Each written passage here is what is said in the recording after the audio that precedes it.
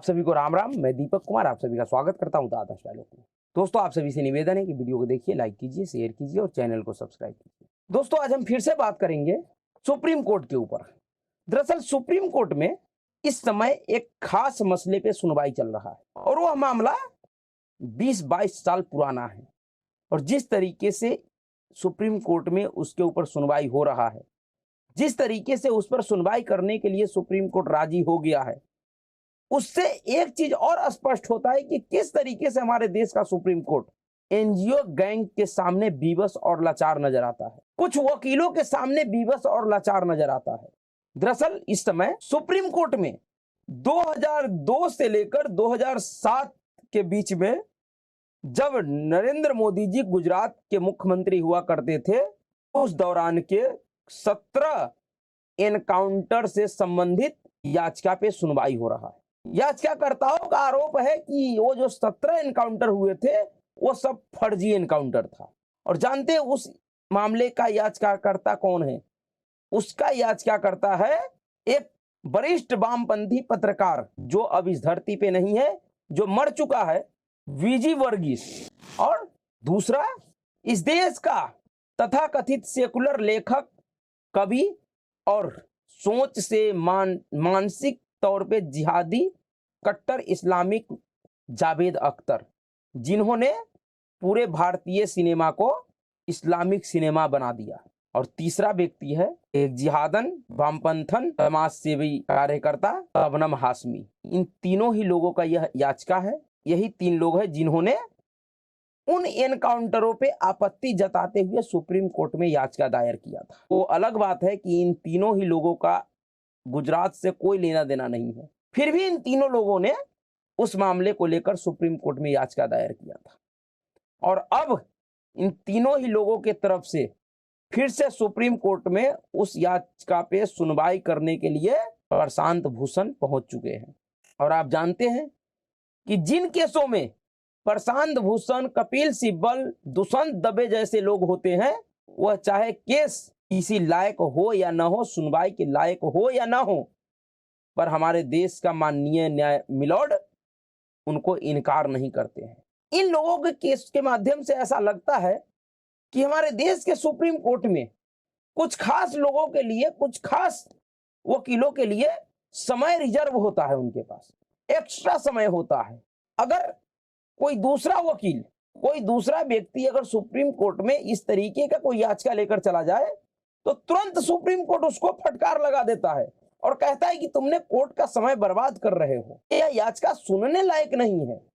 लेकिन जब उसी तरीके के केस को लेकर कोई कपिल सिब्बल, कोई प्रशांत भूषण, कोई दुष्यंत दबे, कोई इंदिरा जयसिंह जैसे लोग जाता है, तो सुप्रीम कोर्ट बड़ा ही सम्मान के साथ उनके याचिका पे विचार करता है, उनका याचिका स्वीकार कर लेता है। चाहे बाद में उस याचिका पर कोई समाधान हो ना हो, उस याचिका का कोई अर्थ हो या ना हो, लेकिन उनको रिजेक्ट नहीं करता है। इसीलिए इस देश के पूर्व न्यायाधीश रंजन गोगोई साहब ने कहा था कि इस देश का सुप्रीम कोर्ट कोर्ट फिक्सरों के कब्जा में है। 20-22 साल पुराने मामले पे सुनवाई करने के लिए हमारे देश के सुप्रीम कोर्ट के पास समय है। लेकिन इसी सुप्रीम कोर्ट में 2021 के विधानसभा चुनाव के दौरान जिस तरीके से पश्चिम बंगाल में हिंदुओं के ऊपर अत्याचार हुआ, उनके घर लूट लिए गए, और घर तो घर छोड़िए, हिंदू महिलाओं के साथ सामूहिक बलात्कार किया गया। उन सामूहिक बलात्कार में एक ऐसी महिला के साथ बलात्कार हुआ, उस सामूहिक बलात्कार कांड का एक पीड़ित महिला ऐसी भी है जिनका उम्र 60 साल है, और उस महिला ने सुप्रीम कोर्ट में याचिका दायर किया था 2021 में, और उस याचिका के माध्यम से बताया था कि किस तरीके से उस 60 साल के महिला के साथ टीएमसी के कुछ कार्यकर्ताओं ने, 5-6 लोगों ने उनके 6 साल के पोता या नाती के सामने सामूहिक बलात्कार किया था। उनके घर का सभी कीमती सामान चुरा कर ले गया। लेकिन उस याचिका पर सुनवाई करने के लिए हमारे देश के सुप्रीम कोर्ट के पास या उनमें बैठे हुए न्यायाधीशों के पास समय नहीं है। लेकिन किसी जावेद अख्तर, किसी शबनम हाशमी और किसी वीजी वर्गीस के याचिका पे सुनवाई करने के लिए पूरा समय है, क्योंकि इन याचिकाकर्ताओं का वकील प्रशांत भूषण है, जबकि उन पीड़ित महिलाओं के याचिकाकर्ता के पास कोई प्रशांत भूषण, कपिल सिब्बल और दुष्यंत दवे जैसे वकील नहीं है। उनके पास इतनी क्षमता ही नहीं है कि वह किसी प्रशांत भूषण को खरीद सके, किसी कपिल सिब्बल को खरीद सके, किसी दुष्यंत दवे को खरीद सके। लेकिन क्योंकि इस देश का एक एनजीओ का ऐसा गिरोह है, जिन एनजीओ गिरोह के पास पैसे की कोई कमी नहीं है, क्योंकि इनका डायरेक्ट पालन पोषण यूपीए सरकार किया करती थी। और इन सभी का एक ही मकसद है और शुरू से रहा है कि किसी भी तरीके से नरेंद्र मोदी को 2002 गुजरात दंगे के मामले में या उनसे जुड़ी हुई किसी अन्य मामले में जो गुजरात राज्य से संबंधित हो और नरेंद्र मोदी के कार्यकाल से संबंधित हो, कोई ऐसा मुद्दा निकाला जाए जिससे नरेंद्र मोदी को राष्ट्रीय स्तर पे घेरा जाए, जिससे उनके छवि को धूमिल किया जाए। और किस तरीके से इस कार्य में एक सबसे बड़ी एनजीओ गैंग के खिलंदर कार्यकर्ता तीस्ता सी तलवार लगी हुई थी, जिसको सीधे सीधे सोनिया गांधी और उन कांग्रेस सरकार से सपोर्ट मिलता था। और सोनिया गांधी के राजनीतिक सलाहकार अहमद पटेल ने 30 लाख रुपये दिया भी था। कभी कभी ऐसे मामले को देखकर ऐसा लगता है कि हमारे देश के सुप्रीम कोर्ट में होता क्या है, क्या हो रहा है। क्या इस देश के सुप्रीम कोर्ट में भी एक ऐसा व्यवस्था है कि एक खास वर्ग समूहों के लिए अलग तरह की सिस्टम है और दूसरे के लिए अलग सिस्टम है? आप समझिए कि जिन याचिकाकर्ताओं के शिकायत पे सुप्रीम कोर्ट ने ही एक रिटायर जज एचएस बेदी के नेतृत्व में एक जांच कमेटी बना दिया था, उस जांच कमेटी ने अपने 10 वर्षों की अभूतपूर्व जांच पड़ताल के बाद 2018 में ही रिपोर्ट सुप्रीम कोर्ट के पास सौंप दिया था। 2018 से सुप्रीम कोर्ट के पास समय नहीं था उस पर सुनवाई करने का, लेकिन जैसे ही अब, और ना ही उससे जुड़े हुए ये याचिकाकर्ता सुप्रीम कोर्ट गए थे कि भाई जब 2018 में रिपोर्ट आ गया तो उस पर आप सुनवाई क्यों नहीं करते, उस पर सुनवाई कीजिए, क्योंकि अब 2024 का लोकसभा चुनाव नजदीक आना है। और जिस तरीके से पूरा देश और दुनिया राममय है, राम नाम के लहर में डूबा हुआ है, ऐसे समय में अभी भी इन सोनिया गैंग के पाले हुए दलालों को ऐसा लगता है कि अगर इस मामले में, क्योंकि इस कमेटी ने कहा है कि जिन 17 मामलों को लेकर इनकी शिकायत थी उनमें से 3 मामले ऐसे सस्पिशियस है जिसमें प्रथम दृश्यता ऐसा लगता है कि ये फर्जी मुठभेड़ है। आप समझिए इस देश में अब तक न जाने कितने फर्जी मुठभेड़ हुए, और फर्जी तो छोड़िए, 1967 में खुद इंदिरा गांधी के आदेश पे इस देश के संसद भवन के सामने हजारों संतों के ऊपर गोली चलाया गया, हजारों संत मारे गए। उतना तो छोड़ दीजिए, 1992 में आर सेवकों के ऊपर मुलायम सिंह ने गोलियां चलवाया, हजारों कार्य सेवक मारे गए।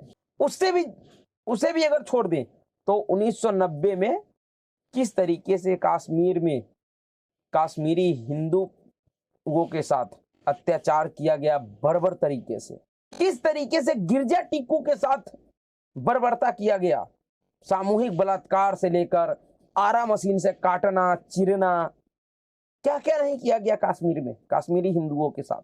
क्या इस देश का कोई भी ऐसा वकील या कोई भी ऐसा एनजीओ कभी उन लोगों के आरोपियों के खिलाफ या उन लोगों को न्याय दिलाने के लिए कोई याचिका सुप्रीम कोर्ट में डाला है? या इस देश का सुप्रीम कोर्ट कभी उनके दुख दर्द पे कोई मरहम लगाने का प्रयास किया है? उल्टा यहां तक कि जब वो लोग सुप्रीम कोर्ट में आते हैं अपने दुख दर्द को कहने, तो सुप्रीम कोर्ट ये कहकर उनकी अर्जी को खारिज कर देता है क्योंकि उस समय कोई मुकदमा दर्ज नहीं हुआ था, वह मामला पुराना हो गया, इसलिए उस पर अब सुनवाई नहीं हो सकता है। जबकि 2002 से जुड़े हुए मामले का सुनवाई करने के लिए सुप्रीम कोर्ट और उनमें बैठे हुए माननीय न्यायाधीशों के पास समय है। तो इसमें 2 ही फर्क है, और फर्क यह है कि गुजरात सरकार के खिलाफ जो मामले हैं उन मामलों का पक्षकार वकील प्रशांत भूषण जैसे लोग हैं, कपिल सिब्बल जैसे लोग हैं, दुष्यंत दवे जैसे लोग हैं या रहे हैं। लेकिन अन्य मामलों में कोई इस तरीके का प्रभावशाली वकील नहीं होता है, क्योंकि उन लोगों के पास इतनी क्षमता नहीं होता, इतना पैसे नहीं होता है जो ऐसे वकीलों को वो अपने मामले के में रख सके। इसलिए उनका अर्जी सुप्रीम कोर्ट में नहीं सुना जाता है।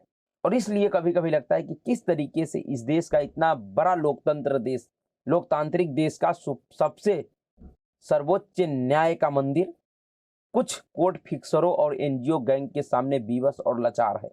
किस तरीके से उनका विचार कुछ खास वकीलों को देखकर बदल जाता है। याद कीजिए आप, एक मोहम्मद जुबैर नाम का तथाकथित फर्जी पत्रकार है जिसको इस देश का कोई व्यक्ति नहीं जानता है, किसी ने नहीं देखा कि वह पत्रकारिता कहां पे किया, कहां पे करता है। एक फर्जी वेबसाइट चलाता है। जब उसके ऊपर एक फर्जी खबर चलाने का मुकदमा हुआ था तो किस तरीके से इस देश का सुप्रीम कोर्ट ने यूपी सरकार के ऊपर टिप्पणी किया था और यह कहा था कि हम किसी पत्रकार को यह नहीं कह सकते कि उसे क्या लिखना है और क्या नहीं लिखना है, और किसी भी पत्रकार के ऊपर यूएपीए के तहत कार्रवाई नहीं हो सकता है, यह गैर कानूनी है। और उस मोहम्मद जुबैर को 1 महीने के अंदर अंदर राहत दिया गया था। लेकिन जब उसी तरीके का मुकदमा बिहार के एक चर्चित यूट्यूबर पत्रकार मनीष कश्यप के ऊपर हुआ, जिसको पूरा देश और दुनिया जानता है कि वह व्यक्ति सड़क पे पत्रकारिता करता है। सच में पत्रकार अगर हो तो वैसा होना चाहिए, वह पत्रकारिता का है। पत्रकारों का काम वही है जो मनीष कश्यप करता है। उस मनीष कश्यप के खिलाफ सुप्रीम कोर्ट का व्यवहार क्या था? उन्होंने मनीष कश्यप को राहत देने से इनकार कर दिया था और उन्होंने कहा था कि तुमने एक शांत प्रदेश तमिलनाडु को बदनाम किया है। वह तमिलनाडु कितना शांत है, वहां पे हिंदी भाषा के प्रति और हिंदी भाषी लोगों के प्रति कैसा व्यवहार है, यह देश से छुपा हुआ नहीं है। फिर भी उस मनीष कश्यप को राहत नहीं दिया। और जानते हैं इन दोनों लोगों के बीच में जो बड़ा फर्क था वो क्या था? वह फर्क था कपिल सिब्बल। क्योंकि मोहम्मद जुबैर के पक्ष में कपिल सिब्बल खड़ा था और यहाँ पे मनीष कश्यप के विरोध में कपिल सिब्बल खड़ा था। और कपिल सिब्बल का ही देन था कि इन दोनों ही लोगों के खिलाफ एक जैसा मामला, एक जैसा आरोप, एक जैसा मुकदमा, लेकिन सुप्रीम कोर्ट का व्यवहार अलग अलग था। जिस तीस्ता सी तलवार को लिए सुप्रीम कोर्ट खुद मानता है कि तीस्ता सी तलवार ने नरेंद्र मोदी को बदनाम करने के लिए 20 वर्षों तक लगातार षड्यंत्र किया, उनके ऊपर मुकदमा चलना चाहिए, उसी तीस्ता सी तलवार को राहत देने के लिए इस देश का सुप्रीम कोर्ट और उनमें बैठने वाले माननीय न्यायाधीश एक ही दिन में 2-2 बेंच, वो भी छुट्टी वाले दिन, रात के 9 बजे तक 10 बजे तक 2-2 बेंच गठित करके और दोनों ही बेंच से फैसला दिलवाकर उस तीस्ता सी तलवार को राहत देता है। तब समझ में आता है कि इस देश के सुप्रीम कोर्ट में क्या चल रहा है, कैसे काम कर रहा है इस देश का सुप्रीम कोर्ट और किन लोगों के पक्ष में काम कर रहा है। कभी कभी हम लोग भी खुश हो जाते हैं कि हमारे पक्ष में कभी फैसला आ गया, इस देश के राष्ट्रवादियों के पक्ष में फैसला आ गया, लेकिन वह सिर्फ सुप्रीम कोर्ट का एक बैलेंसिंग वर्क होता है। सुप्रीम कोर्ट भी पिछले कुछ समय से बैलेंसिंग का कार्य कर रहा है कि अगर एक मामले में बहुसंख्यकों को या राष्ट्रवादियों को राहत देता है तो कम से कम 2-3 मामलों में उनके खिलाफ फैसले देता है। अगर एक पक्ष में सरकार का जीत होता है तो कम से कम 3-4 मामलों में उनके विरोध में फैसले होता है सुप्रीम कोर्ट से, जो उस एक मामले से कहीं ज्यादा प्रभावी होता है। और इसीलिए कहते हैं कि इस देश के सुप्रीम कोर्ट से कभी कभी ऐसा लगता है कि भरोसा उठता जा रहा है। तो देखिए आगे क्या होता है। तो अभी के लिए इतना ही। अगर आपको वीडियो अच्छा लगा तो वीडियो को लाइक कीजिएगा, शेयर कीजिएगा और चैनल को सब्सक्राइब कीजिएगा। नमस्कार।